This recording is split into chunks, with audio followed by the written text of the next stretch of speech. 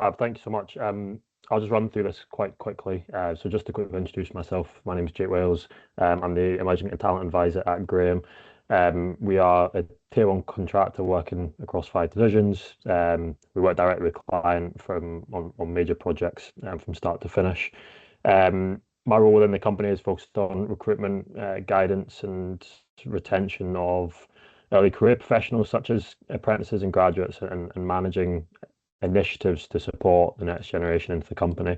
So I wanted just to give a brief overview of our relationship with Heriot-Watt that you can see on screen here. We kind of started with Heriot-Watt when graduate apprenticeship frameworks were first being developed, and have a number of cohorts that have gone on to have very successful careers with us. And along with me today is Morgan Williams, and maybe I'll just hand over to Morgan to introduce herself, because I think she'll be more the star of the show rather than hearing from my voice. Hi, I'm Morgan Williams. I'm a trainee quantity surveyor with Graham Construction. I work in the Building North division. I've worked on different projects from student accommodations when I first started to the generous refurbishment just now. I'm completing my degree via a graduate apprenticeship route with Heriot-Watt. So I go to uni on a Monday and then work a Tuesday to Friday, and I'll be finishing my degree this year. Thank you both for those introductions. So I've got a number of questions I'd like to ask you both, if I may. I'm going to divvy them up a little bit. Jake, I've kind of got 2 questions to start us off for yourself, and question 2's in 2 parts. So bear with me, and then Morgan, I'm going to come on to you if I may. So Jake, if I could ask first of all, what are the key drivers in terms of Graham choosing graduate apprenticeships as part of their skills development strategy? So I think a number of themes come up with this question. I think the big one that Elaine very well documented is the skills shortage and being able to address the technical skills gaps. We can't just wait for the right people to come knocking on our door, but it gives us an opportunity to grow a pipeline of future talent, ultimately with the skills needed within the business. And it can be used as a long-term workforce planning tool as well. We're able to develop future leaders, knowing how the business works and knowing how the business works on the job as well. I guess that kind of segues into retention as well, and loyalty. Businesses that tend to invest in their employees tend to keep those employees.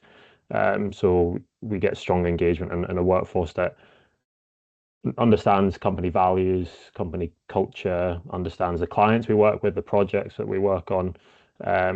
So I think that those sort of themes around addressing the skills shortage, the retention and the loyalty, and something as well that's just come to mind is it widens the access to the industry. It not only supports kind of public strategy, but it also supports people who might not have thought traditional university route is for them. And it creates a more practical way of thinking about diverse and inclusive recruitment, and getting a more diverse workforce into the industry as well. Thank you for that, Jake. And I think that my second question that has the 2 parts to it is you've touched on elements of that already.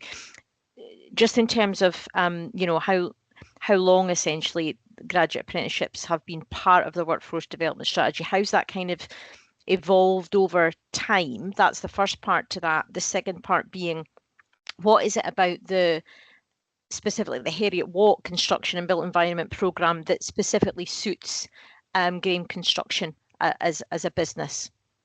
Sure. So Graham have been working with Heriot-Watt for a long time, way before I joined the company. Very much at the beginning of when graduate apprenticeship schemes became part of the national framework around 2017. By 2021, we had the first cohorts of graduate apprentices graduating with degrees whilst employed with us, and have gone on to have successful careers within the company. So they are becoming a regular part of our talent pipeline, and we have the program now very well embedded within our workforce planning strategies to be able to develop the future leaders within the company. And I think we're having a lot of full circle moments as well, with alumni now mentoring current graduate apprentices, which I guess leads nicely into that second part of the question around why Heriot-Watt. And I think it's twofold. I think firstly, the curriculum, it covers, as Eduardo talked us through, a very broad set of technical and commercial knowledge at the beginning, and then an opportunity for specialisms when the pathway splits, giving graduate apprentices a core focus on their career objectives. And that curriculum aligns well with professional bodies and gives graduates the momentum to go and work towards chartership, because they've worked through sort of frameworks and competencies required for that already. But also, I think with Heriot-Watt, and I think because of the fact that we've supported graduates through difficult times such as the pandemic, Heriot-Watt provides a lot of fantastic support and close collaboration with the employer, so with us at Graham. Constant and regular reviews and tracking, and good support network for employee liaisons. And from experiences that I've heard, mentors at Heriot-Watt have been incredibly supportive, ensuring that students stay on track and have the dedication for them to achieve outcomes and achieve successful careers within the industry. That's wonderful. Thank you, Jake. Thanks for putting that so succinctly for me. Morgan, I'm going to come on to you now, if I may. And I've got a couple of questions to start off with. Okay. Super.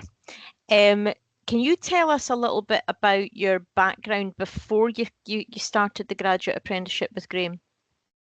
Yeah, so I came straight from high school to Graham. So I finished 5th year, and while I was in 5th year in school, I'd done 5 hires, and I got the grades that I was happy with. So I didn't really see a need to stay on for 6th year. So during 5th year, when I was doing my exams, I started applying for apprenticeships, as I'd done my work experience week in 4th year, at a QS firm. So that kind of solidified that that's the area I wanted to go into. When I was at that QS firm, they told me about graduate apprenticeships, and a few of my teachers at school had as well. So I started applying through the apprenticeship.scot website to different apprenticeships, and then I'd applied for full-time uni as well, just in case I didn't get any apprenticeships.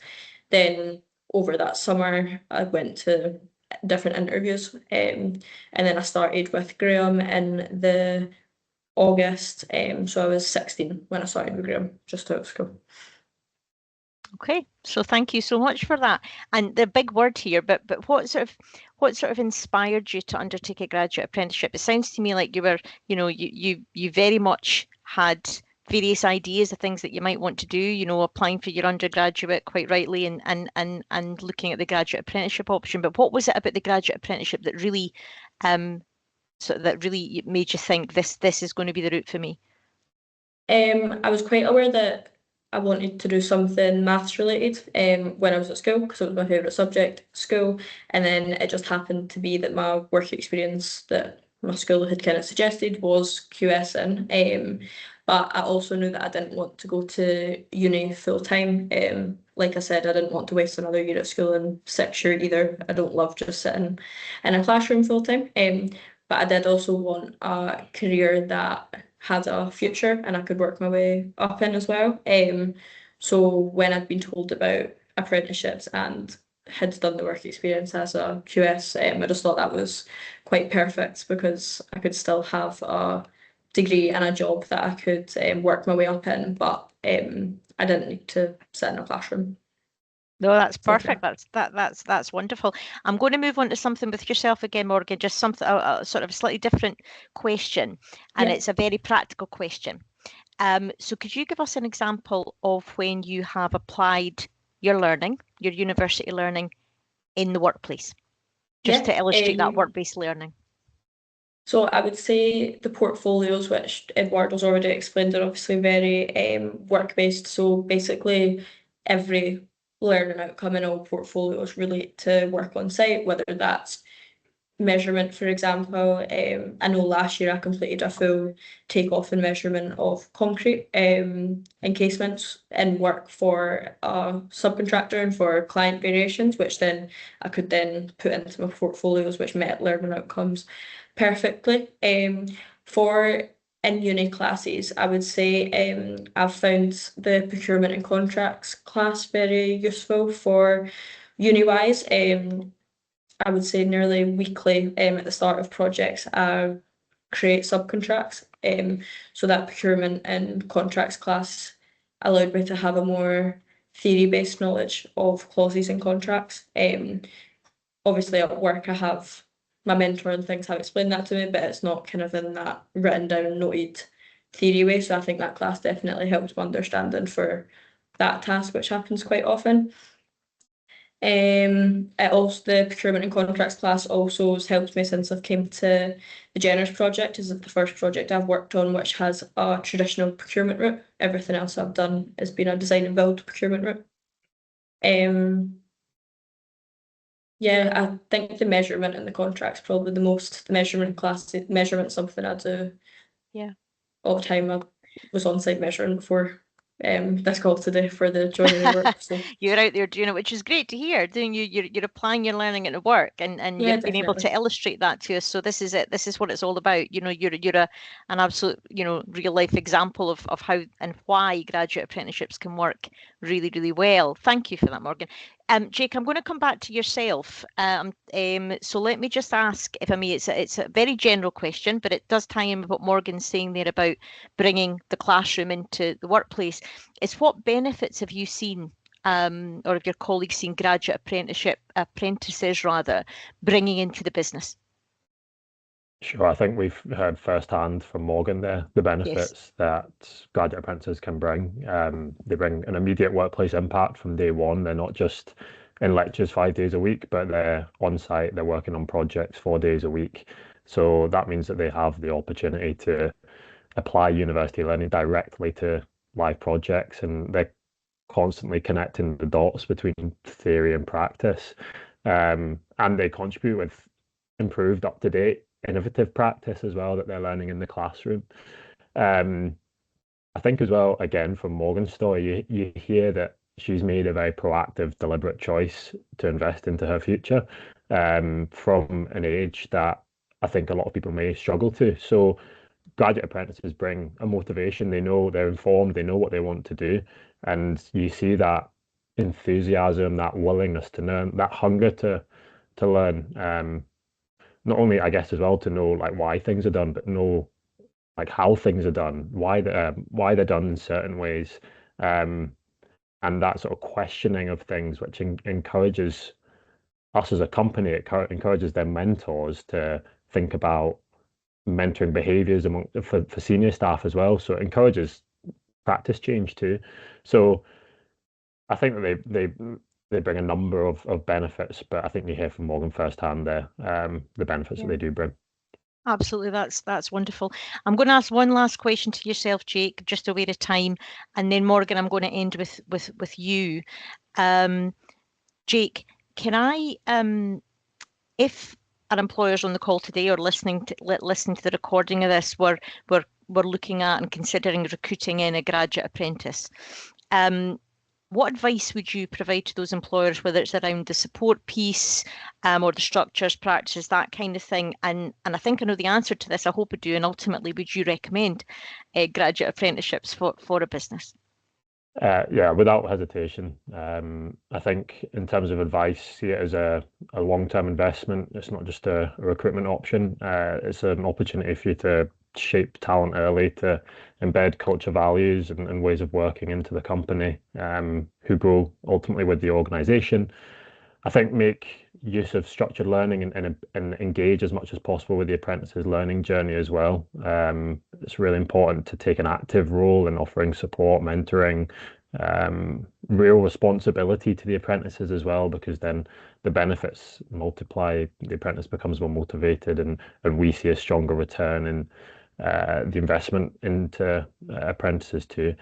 So yeah, without hesitation, I think they bring benefit to both apprentice and employer, and the wider sector as well, to address that and future-proof the workforce for the future. Yeah. Thank you, Jay. That's wonderful. And Morgan, I'm going to finish with you last sort of minute or so that we've got here. And it's quite a big question.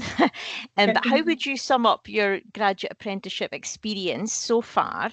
And what ways do you feel that gaining your degree this way will help you in your future career, which I'm sure is going to be stellar? So I would sum up my experience as very challenging but rewarding. I have learned a lot about technical construction and cost control and QS principles, which I don't think I would have learned in full-time uni. Is it something I think you can only properly grasp while actually carrying out the work. It has been challenging in the sense trying to balance that studying with work at the same time, especially in the last couple of years as I've been a lot busier at work and got more responsibility at work, so I don't always have that time in work now to set aside for study, but definitely very rewarding. I think it's massively helped prove soft skills as well. I do feel that if I'd went to uni full time, I wouldn't kind of have the same confidence in professional communications as well that I would as I've been working full time. I think gaining my degree this way will help my future career because I've kind of got 4 years of hands-on work experience that if I'd went to uni full time, I wouldn't have. Obviously, you wouldn't say if you'd went to uni full time you were 4 years behind because you've still got all the theory knowledge, but work-wise, I think it does kind of put you a bit ahead in an employer's eyes, and for myself as well, it's also given me the opportunity to start my chartership a bit earlier as well, because I've got work experience already at the same time as doing uni. I can I started my chartership last year, so.